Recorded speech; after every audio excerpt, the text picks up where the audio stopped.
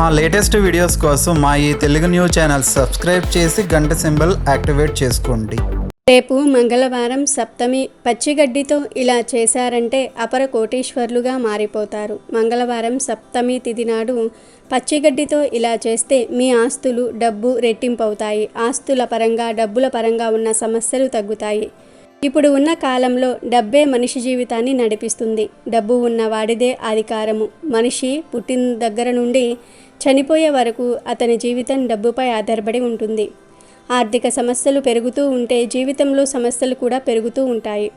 ఒక నెల డబ్బు బాగా ఉంటే ఒక నెల చేతిలో చిల్లిగవ్వ కూడా లేకుండా అయిపోతారు.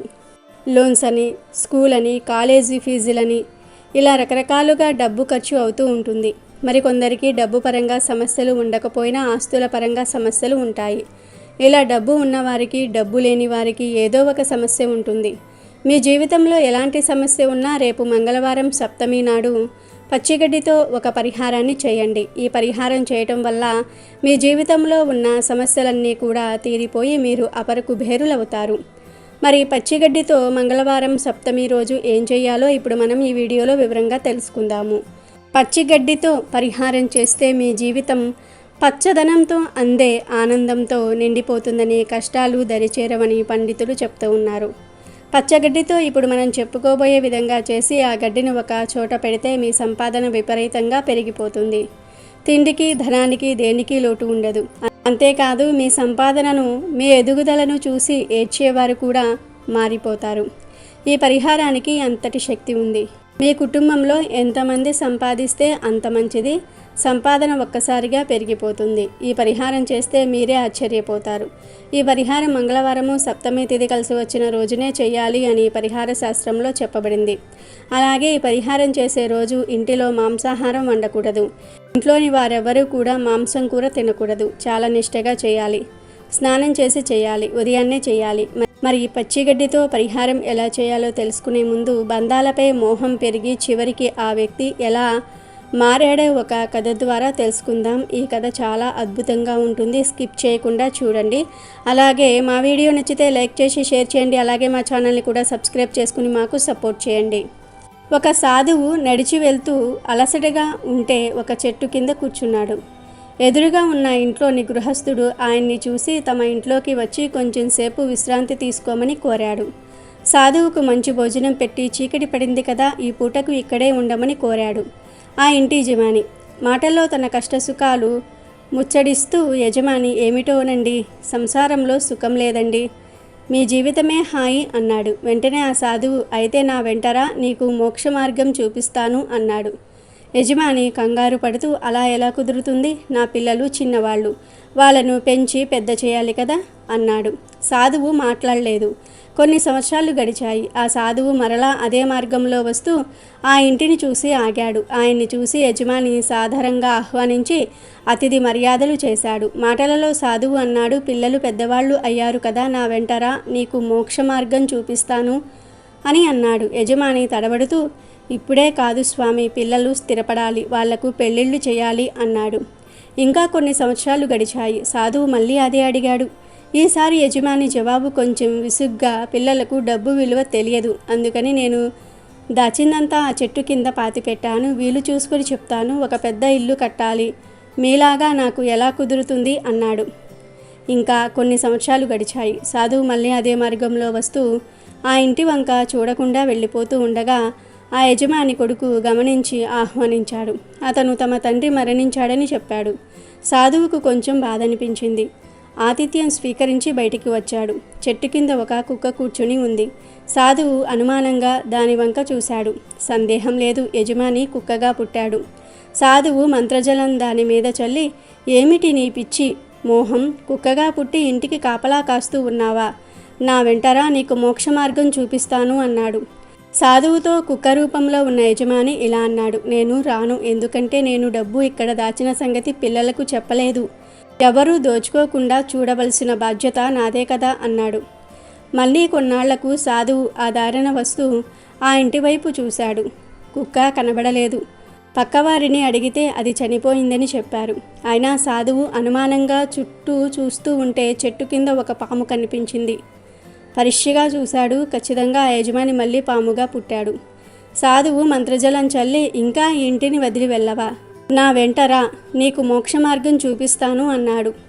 ఆ ఒక్క మాట మాత్రం అనకండి, నా సొమ్ము పిల్లలకు కాకుండా ఇతరులకు దక్కనీయకుండా చూడాలి కదా అన్నాడు దీనంగా. సాధువు వెంటనే అతని ఇంట్లోకి వెళ్ళి అతని కొడుకులతో, మీ నాన్న ఆ చెట్టు కింద ధనం దాచిపెట్టాడు, కానీ జాగ్రత్త, అక్కడ పాము ఉంది అన్నాడు.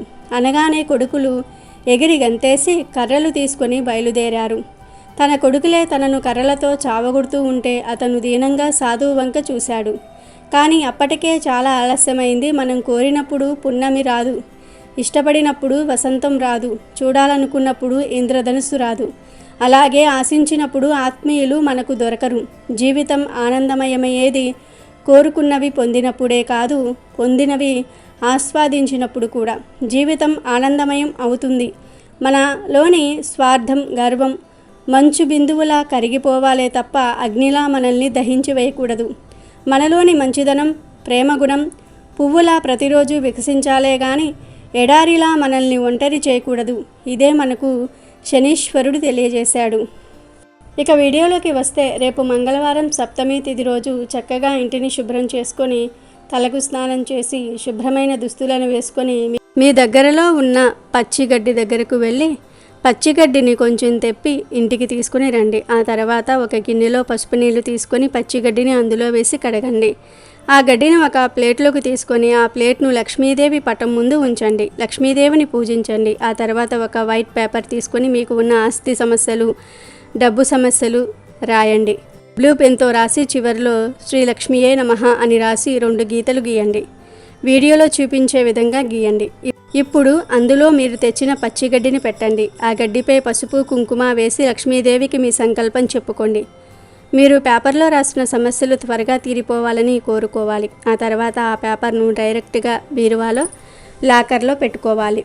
ఫోల్డ్ చేయకూడదు. పేపర్ను, పచ్చిగడ్డిని డైరెక్ట్గా అలా లాకర్లో పెట్టేయాలి.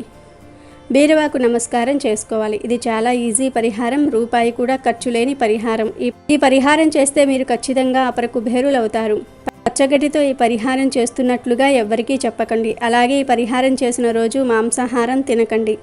మంగళవారము సప్తమి రోజు బీరువాలో ఇలా పచ్చిగడ్డిని పెట్టడం వల్ల మీ వద్ద ఉన్న సంపాదన, ఆస్తులు రెట్టింపు అవుతాయి. ఆ గడ్డి ఎండిపోయే వరకు బీరువాలోనే ఉంచండి. గడ్డి ఎండిపోయిన తర్వాత మీ సమస్యలు రాసిన పేపర్ను, ఆ గడ్డిని బయటకు తీసి ఫోల్డ్ చేసి పారే నీటిలో పడవేయండి. లేదా ఎవరూ నడవని ప్రదేశంలో మొక్కలు ఉంటే ఆ మొక్కల దగ్గర వేయండి. ఈ పరిహారం ప్రతి మంగళవారము సప్తమి తిథి కలిసి వచ్చిన రోజు చేస్తే ఇక మీకు తిరుగుండదు.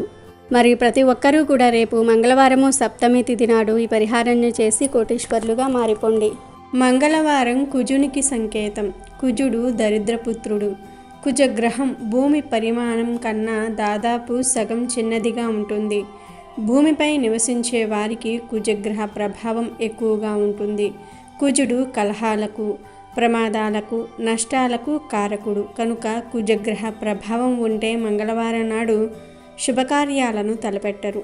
వీటితో పాటు మరికొన్ని పనులు కూడా చేయకూడదు. మరి అవేమిటి అనేది ఈ వీడియోలో తెలుసుకుందాం. మంగళవారం అనేది వారంలో 3వ రోజు. ఇది సోమవారానికి, బుధవారానికి మధ్యలో ఉంటుంది. దీనినే జయవారం అని కూడా పిలుస్తూ ఉంటారు. ఈ వారం దుర్గాదేవికి, హనుమంతుడికి అంకితం చేసిన ప్రీతిపాత్రమైన రోజు. మంగళవారం రోజు చాలామంది భక్తులు హనుమంతుని ఆలయాలను దర్శించి ప్రత్యేక పూజలు చేస్తారు. మంగళవారం కుజ అంటే అంగారక గ్రహానికి సంబంధించినది. ముఖ్యంగా మంగళవారం వీరాంజనేయుని ఆరాధిస్తే ఆయన కష్టాల నుండి రక్షిస్తాడు. మంగళవారం ప్రత్యేక పూజలు చేస్తే భౌతిక సమస్యల నుండి విముక్తి లభిస్తుంది. లేకపోతే అంగారకుడి చెడు దృష్టి మీ మీద పడుతుంది. ఫలితంగా ఆర్థిక సమస్యలు ఎక్కువైపోతూ ఉంటాయి. ఇంట్లో ప్రశాంతత తగ్గి చికాకులు ఎక్కువవుతూ ఉంటాయి. మంగళవారం రోజు కొన్ని పనులను చేయకూడదు. మంగళవారం అప్పులు తీసుకోకండి. శాస్త్రం ప్రకారం మంగళవారం తీసుకున్న రుణాలు, అప్పులు తిరిగి చెల్లించడం కష్టమవుతుంది.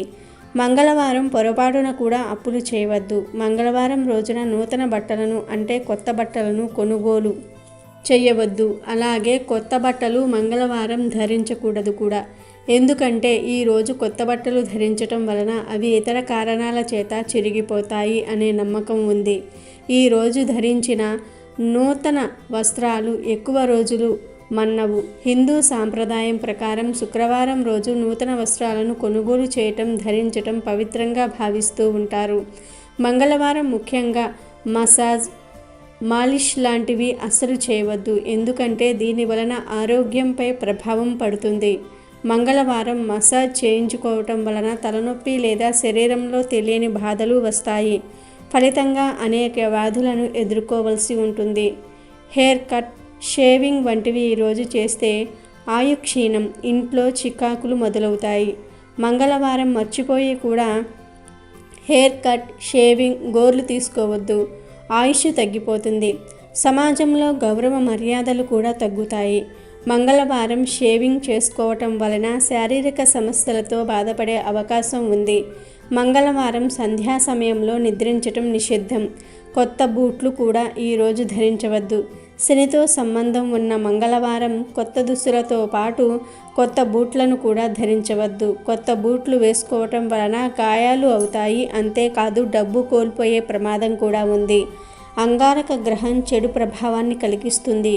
మంగళవారం ఎక్కువగా మంటలు, దొంగతనాలు జరుగుతూ ఉంటాయని కొందరు భావిస్తూ ఉంటారు. కొంత ఆరోగ్య సమస్యలు కూడా మంగళవారమే ఉత్పన్నమవుతాయి. కనుక మంగళవారం విషయంలో జాగ్రత్తగా ఉండాలి. అమెజాన్లో బెస్ట్ డిస్కౌంట్స్ కోసం వీడియో డిస్క్రిప్షన్లో లింకు ఉంది, చూడండి. అలాగే మా టెలిగ్రామ్ ఛానల్ సబ్స్క్రైబ్ చేసుకోండి.